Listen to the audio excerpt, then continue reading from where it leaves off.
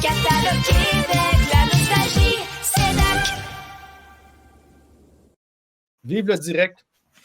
Moi, parce qu'on est limité dans le temps. Donc, je pensais que tu oublié mon intro. Mon téléphone avait crash. Vas-y, Eric. Merci beaucoup. Écoute, vraiment, je saute sur l'occasion parce qu'on parle de Nintendo, justement, mais aussi on parle dernièrement, je ne sais pas si vous avez vu dans les nouvelles Pablo Rodriguez, le ministre libéral, qui a fait une sortie pour dire que c'est aux compagnies de s'adapter à la langue française, pour l'affichage de la langue française au Québec.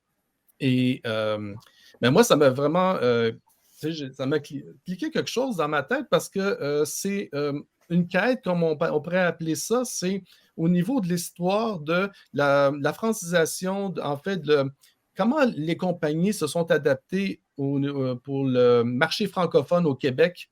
Par exemple, Nintendo, par exemple, au Mattel. On parle aussi de jeux vidéo, mais on parle aussi de dessins animés aussi. Mais fait que j'ai fait une petite recherche sur qu'est-ce que j'ai autour de moi très rapidement, parce que j'ai beaucoup de stock. Mais au début des années 80, si on retourne, ici, ça c'est le magazine Vidéocom. J'ai trouvé une page vraiment intéressante. Ça, c'est un magazine qui était distribué dans les clubs vidéo ou dans les tabagies qu'on pouvait acheter à l'époque, et ça donnait des informations sur les dernières sorties des magnétoscopes ou des films sur VHS ou Beta à l'époque, au Québec. Puis ici, ça parle ici des films en français.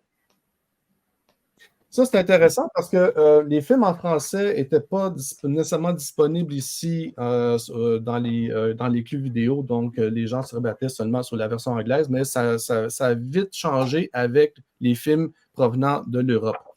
Mais en termes de jeux vidéo, je crois que les compagnies se sont toujours bien adaptées à la clientèle québécoise. Puis je crois que si on peut ici, pas remonter dans le temps, mais on avance dans le temps. À cette époque, on parle des années fin 80.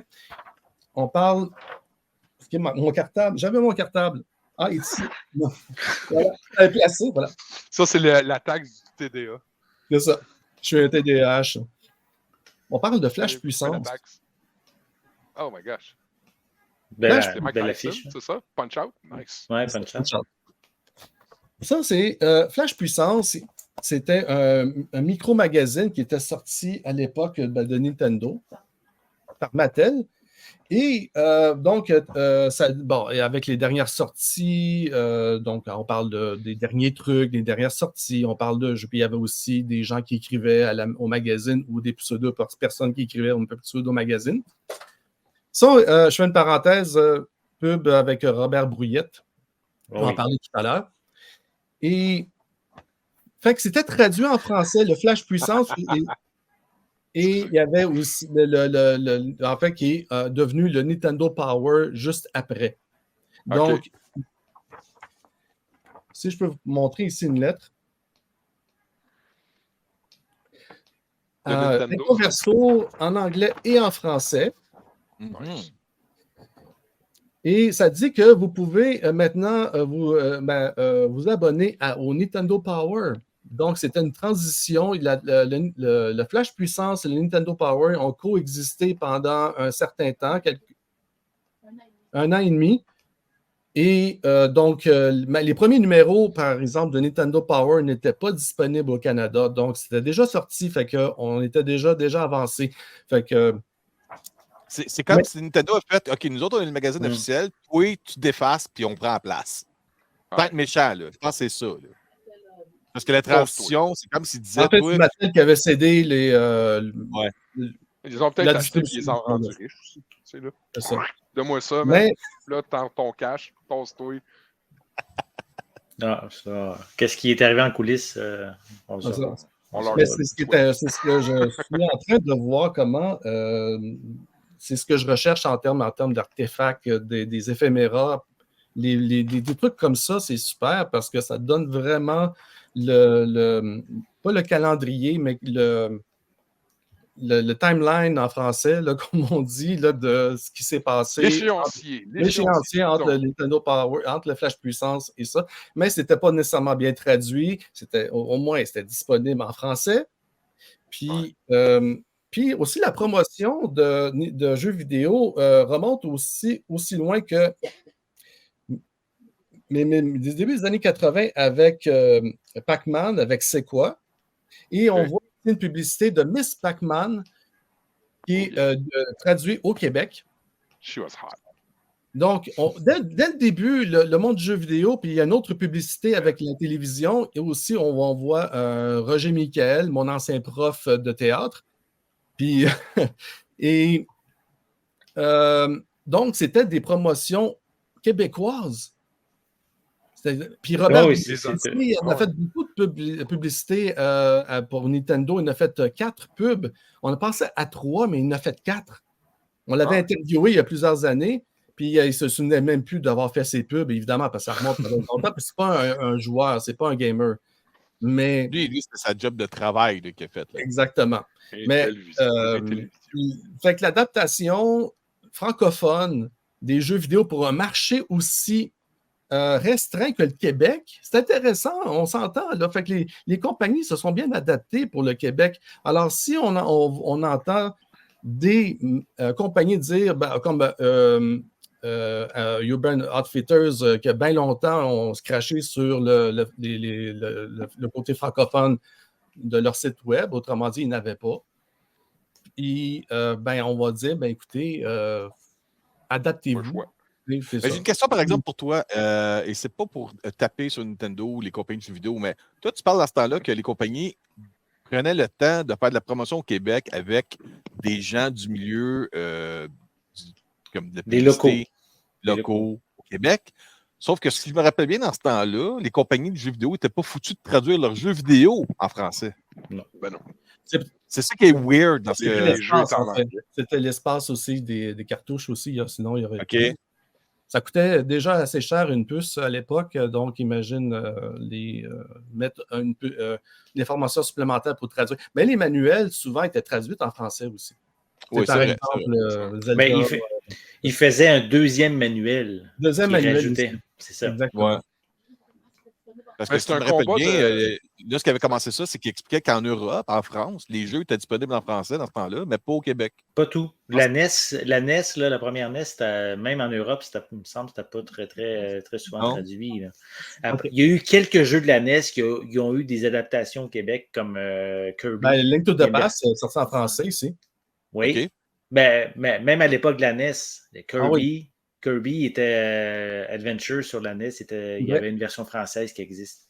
Vous connaissez l'histoire de Kirby en passant, hein? Je sais, Eric, je te fais une parenthèse. Là. Kirby, là, il y a un documentaire, tu sais, le gars qui fait Historian Gaming, le Gaming Historian, il explique Kirby, c'est le nickname de l'avocat qui a défendu Nintendo pour Donkey Kong contre Universal King Kong. C'est un hommage. Kirby, c'est l'avocat qui a défendu Donkey Kong. Juste pour dire ça, là. Continue, parce que tu as quoi dans les mains qui m'intéresse au bout. Il prenait tout. Après, autant que Ben avec cette belle présentoir, moi j'aimerais savoir quelque chose en arrière aussi, ça serait génial. Il faudrait que je retrouve de quoi, mais il y a ça ici, c'est une boîte de céréales originales de Pac-Man. Y a-t-il encore des céréales dedans? Non, c'est juste la boîte.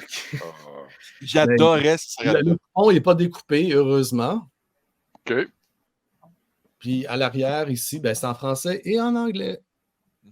En mousse gratuit, tout ça, en magnifique état. Fait que c'est une boîte originale.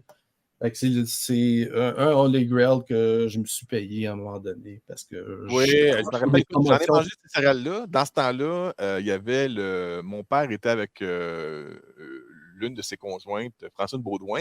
Et il y avait sa fille Catherine ou Christine, je ne me rappelle pas exactement. Fait que nous, pour nous faire plaisir, moi, j'avais mes céréales Pac-Man, puis elle avait ses céréales Frisinette. Oh oui, ça goûtait le chimique. Ouais. Le bon vieux chimique des céréales. Ben oui. Mais c'est ça. Fait que j'ai terminé mon affaire. Fait que... Mais je ne sais pas ce que je pourrais ajouter, mais en fait, c'est exactement ça. Au moins, les compagnies se donnaient la peine et j'espère qu'ils vont continuer à se donner la peine. Les jeux comme par exemple, actuellement, Like a Dragon, c'est sous-titré français. Fait qu'on est bien content d'être rendu en France. Mais c'est mieux qu'une claque à gueule. Ben, c'est parce qu'il existe une loi maintenant, là, depuis, moi, je pense que c'est 10-15 ans, qu'au Québec, si un jeu vidéo a une version française à quelque part dans le monde, elle doit être incluse pour la vente au Québec. Oui. Yep. C'est une bonne chose. Moi, je suis le gars qui consomme du matériel en anglais, mais je pense que pour les jeux vidéo, pour les jeunes, c'est une bonne chose qu'il y ait au moins la possibilité de le jouer en français également. Qu'est-ce qui est bien, c'est que souvent, même Nintendo va faire un doublage ou un sous-titrage pour le Québec, même s'il existe un doublage ou sous-titrage en France.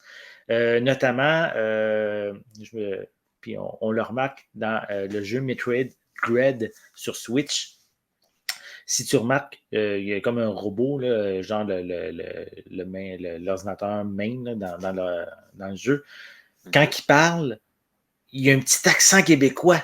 Tu le remarques. Tu dis, non, c'est pas un français international, c'est vraiment fait pour le Québec. Donc, c'est pas tant là. Non, pas à ce point-là, mais... Mais tu le sens de la manière qu'il finit certains mots comme quoi que non, c'est vraiment une version. Puis, Sarah aussi avait travaillé sur la traduction d'un des Zelda sur Ocarina of Time sur 3DS. Ah oui? Far Cry, New Dawn, le pilote d'hélicoptère, c'est un Québécois là. Yes. C'est un monsieur québécois qui est dans ce jeu-là. Esto, il dit que Sea of Stars, ça en vient bientôt version québécoise. Sea of Stars. Ben, oui, mais c'est parce qu'à la base, c'est un jeu développé au Québec, donc ils ont fait un sous-titrage en français québécois. Tu sais, il y a le français de France dans le jeu et le français québécois. C'est la même chose par leur premier jeu à Sabotage Studio, qui est le jeu The Messenger, qui c'est un petit bijou à jouer ce jeu-là en version québécoise.